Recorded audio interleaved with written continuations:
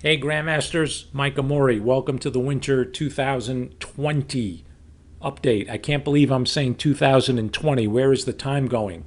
I wrote in the blog the purpose of this video and what you guys could and should get out of it. So I'm just going to jump right in. So we had Nigel Short playing the white pieces against Jan Timman, and this game featured the Alekhine or Alekhine defense with knight f6 on move one, and that's kind of a cool move, right? Because what it does is it's telling white, look, if you want to push your and bother my knight, by all means, just do it.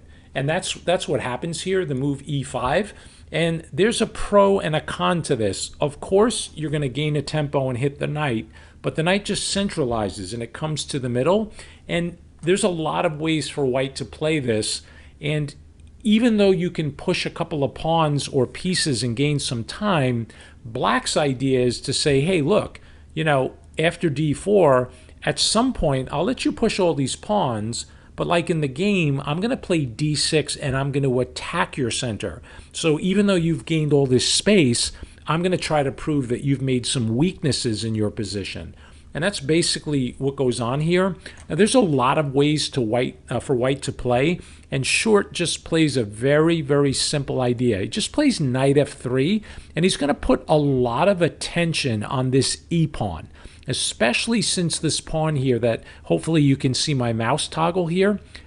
You notice that the e-pawn is in black's territory. So when you push a pawn past the midway point, if you can keep it there, it can be a very, very dangerous pawn. Because remember, which piece was on f6?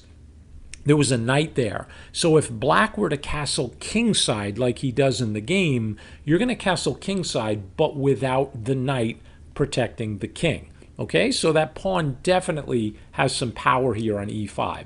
So how to develop? g6. Black is going to fianchetto the bishop, and now there's several ways to gain some time. You can just attack the knight with the pawn, but Short attacks it with the bishop. And the reason is, as you'll see, the knight moves to b6. The reason he used the bishop is because he wants to put the bishop on b3. And you'll see by the highlight that's a really active diagonal in this pawn structure. I mean, look at your two center pawns. They're pointing in the direction of the black king after he castles, and also the diagonal from a2 to f7 is open for your bishop. Now look at black's pawn structure. So like if you had put the bishop on d3, which is normally a very good square for a light squared bishop, the problem is once you fianchetto with black, you have this diamond or triangle of pawns, and this bishop is pointing right in the tip of it. It tends not to be so active. So that's why Short played bishop to b3. He continues to develop, Timman, with bishop g7, and now a really interesting move.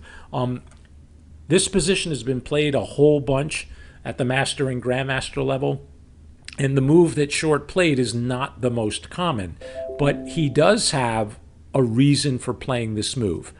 His reason after the move queen e2 is to simply get the queen off that file in case there's a pawn trade. That's reason number one. So you see the arrow coming down from the black queen. And the second reason is to keep an eye on the e5 pawn. Because again, if you look at the pawn structure, this e5 pawn can be really, really annoying. It's cramping black. It gives white a lot of space. So black can still develop, and does, and plays the move knight to c6. Then we have castle, castle, and then an immediate pawn h3. Now, pawn h3 is a prophylactic move, and that word prophylactic means to prevent. So what is white preventing with the move h3? And if you look carefully at the top of the board, you'll see that it's preventing the move bishop to g4. Now, why would you want to prevent that? Well, again, what is white's main asset or piece or pawn that's really giving them a lot of play? And it's this pawn on e5.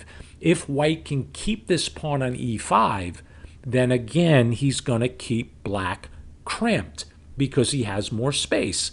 If you let a bishop come to g4 and that bishop takes the knight, well, if you take back with your queen, then you're losing two pieces that are defending the e5 square. And if you take back with the pawn, then you have to deal with the weakness around your king.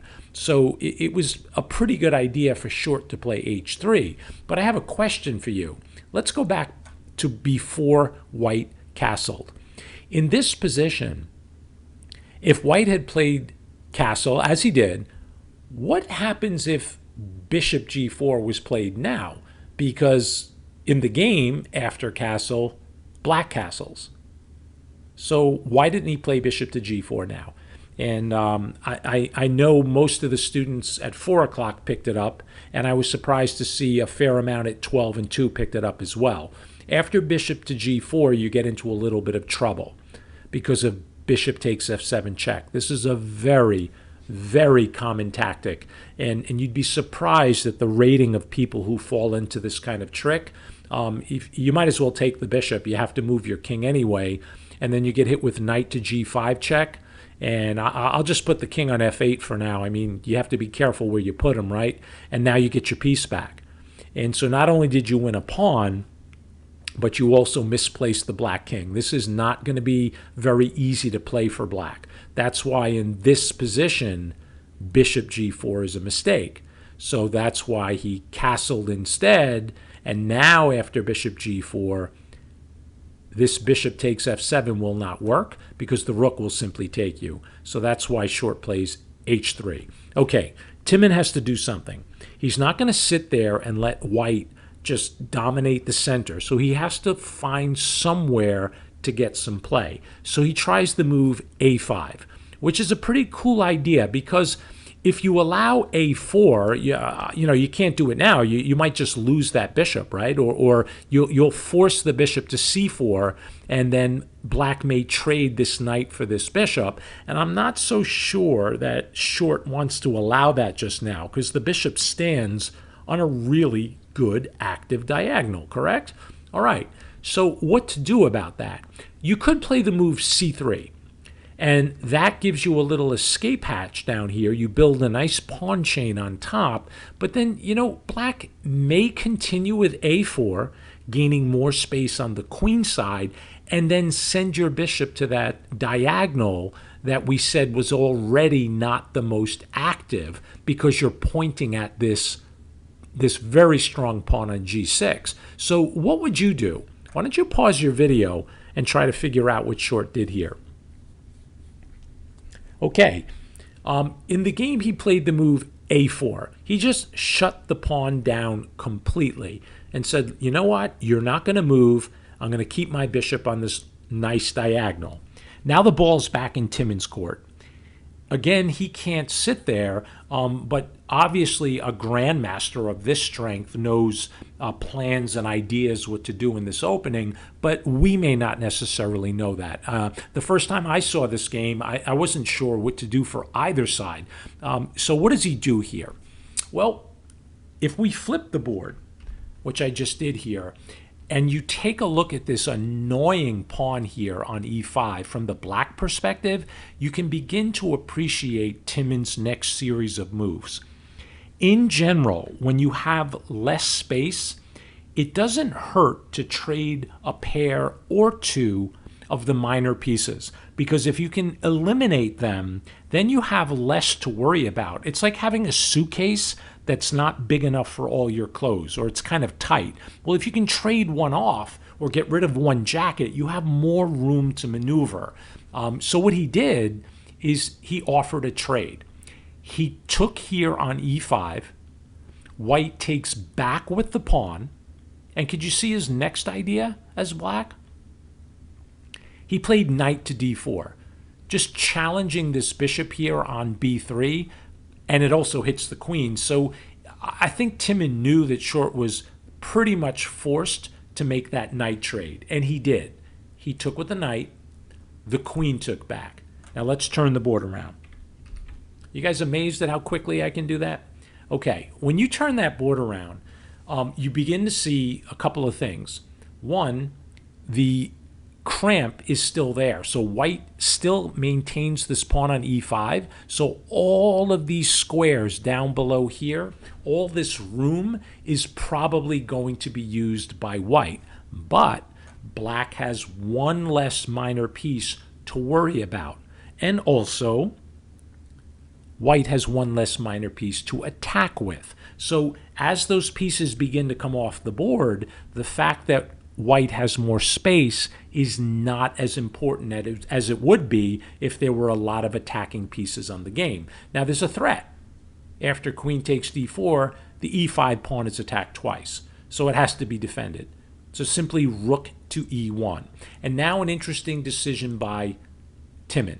He plays the move e6, which shuts the white pawn down. For now, it's not going anywhere, but he creates what I call a French wedge. So I apologize if you're hungry watching this.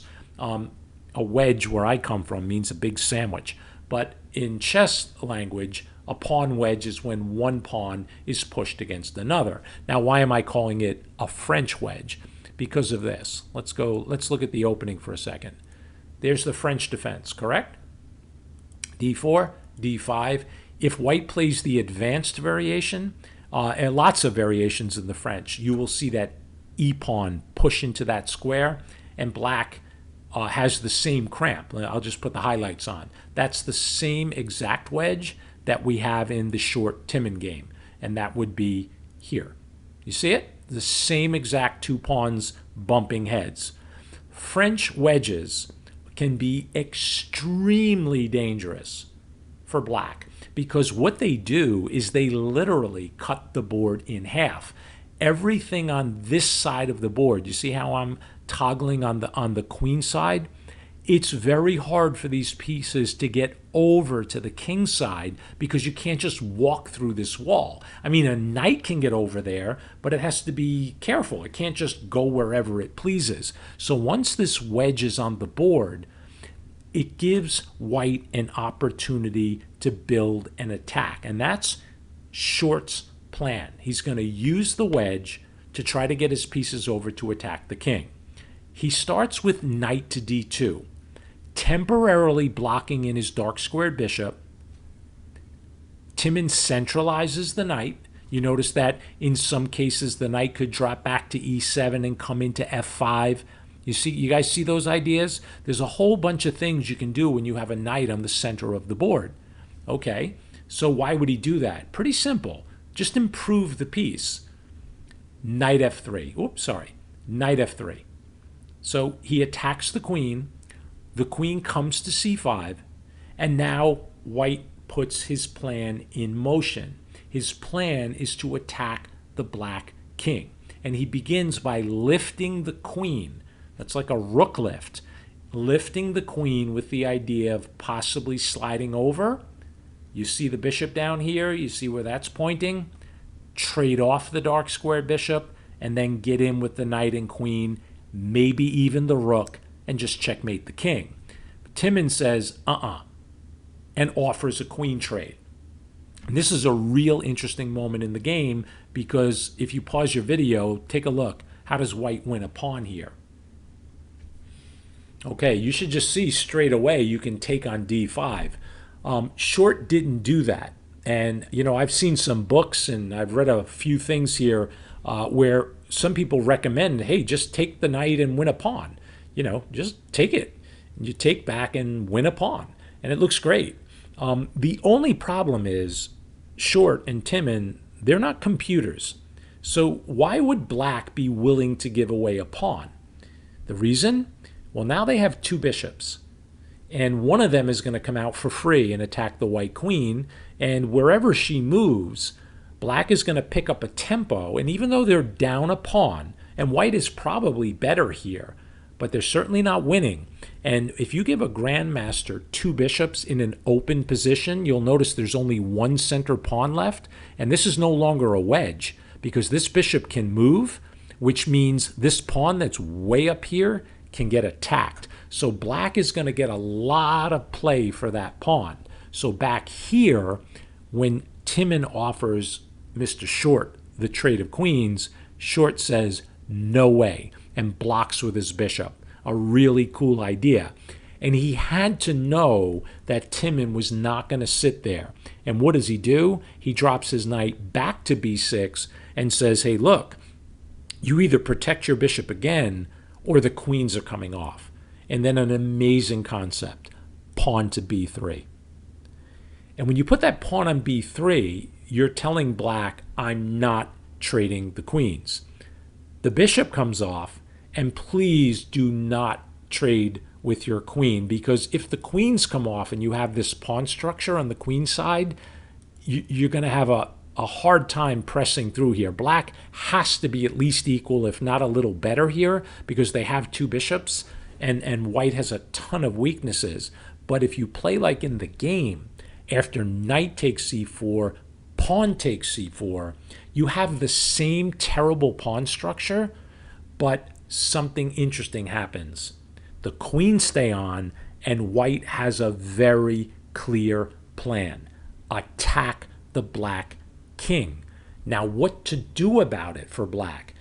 What is black's plan?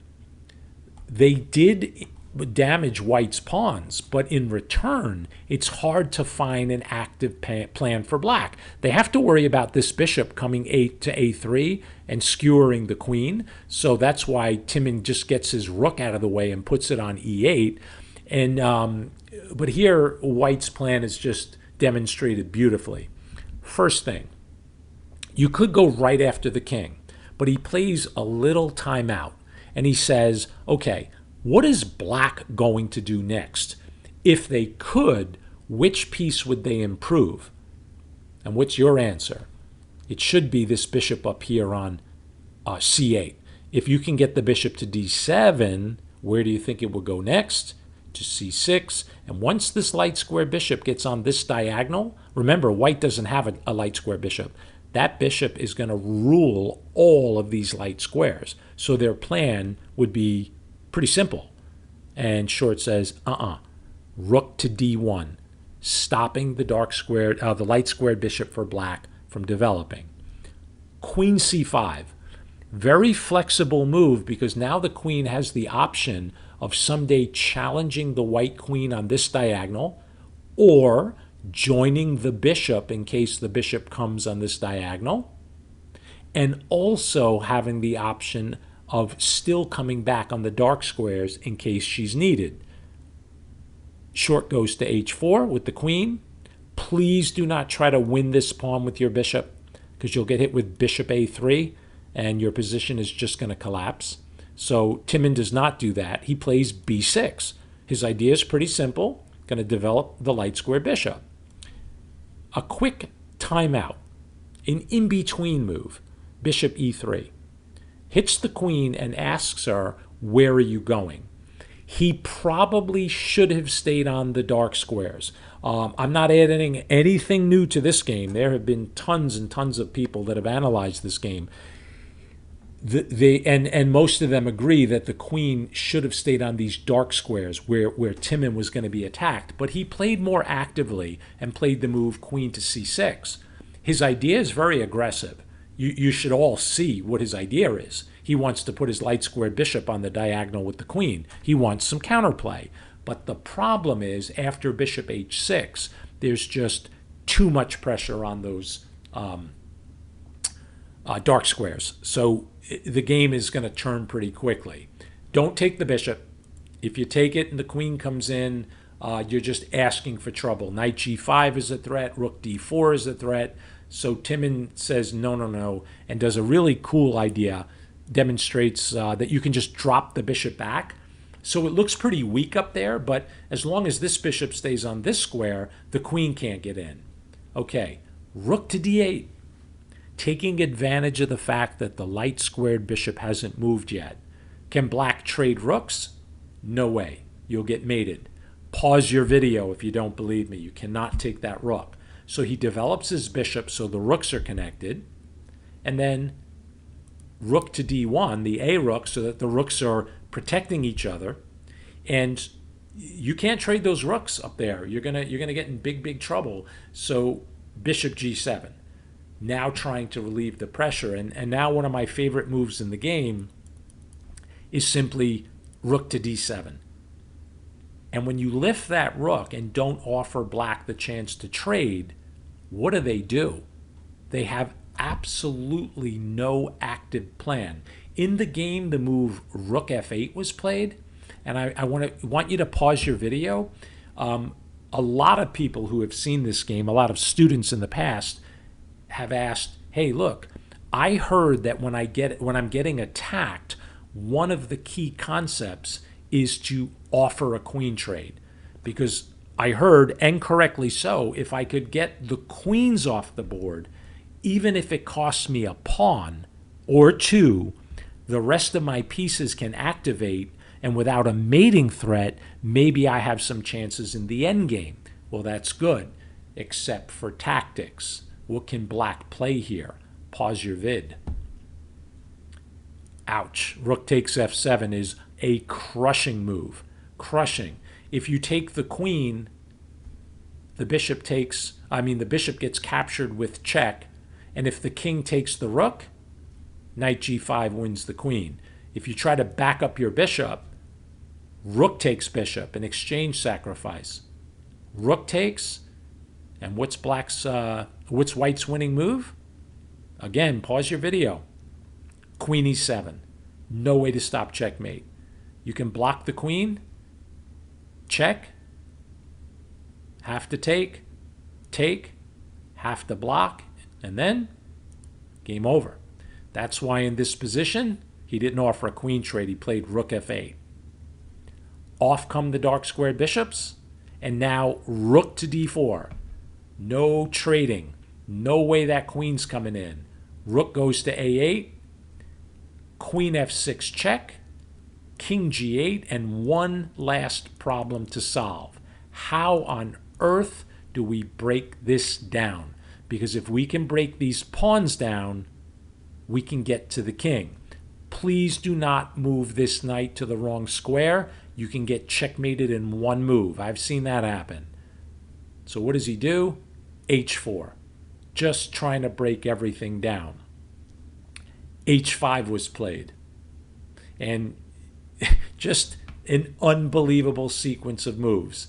I was showing some kids in class, why don't we just put the queen here for checkmate? Isn't the game over? No, the king just takes the queen. That's why in this position, Short actually starts marching his king up the board. And I'm not going to show you all the variations that could have happened, but just check out what this king did. I mean, black really can't do anything about this. Just absolutely incredible. He finally attacked the rook. King goes to g5, and if you take the rook, the king is coming to h6. You're getting mated on g7. If you try to prevent that with king h7, you get mated an even cooler way. Queen takes, check. You can't take big mama because of this pin. King goes to h8. You give a little check. And there's more than one way to win this. King g8, and then a once-in-a-lifetime opportunity that white actually plays king f6 when there's a queen, two rooks, and a bishop on the board for the other team, and that's the best move in the position. All right, my friends, I hope you learned something and that you read what I wrote in the blog for you to study, and I'm really, really looking forward to you guys getting better this term. I'll see you on Sunday.